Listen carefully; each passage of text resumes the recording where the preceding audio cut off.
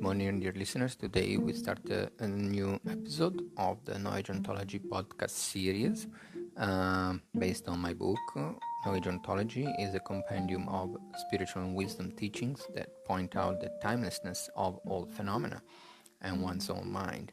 So today we speak about positive thinking and positive thinking which is not an escaping from the present moment. So this is the topic of today's podcast and also a topic of a chapter in a book.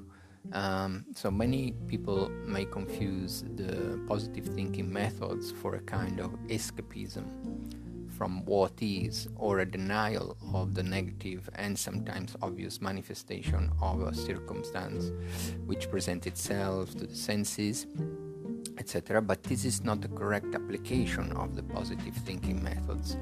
In positive thinking one is not trying to consider every event arising in one's own perception as a positive event as opposed to a negative event, because this would be just a state of confusion and absence of discriminating awareness.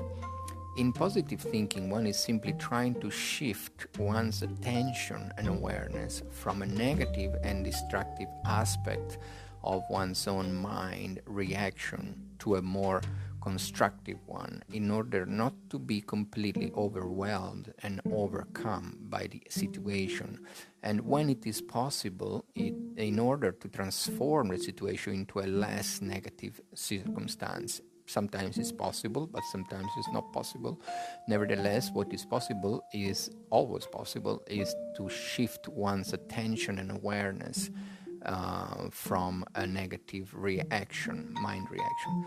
Sometimes by thinking positively, or by shifting one's attitude of awareness and mind to a positively and more constructively place, one can even take advantage of a negative circumstance for one's own progress, but this is not always possible, and definitely is never possible within negative thinking, or negative approach to a given circumstance.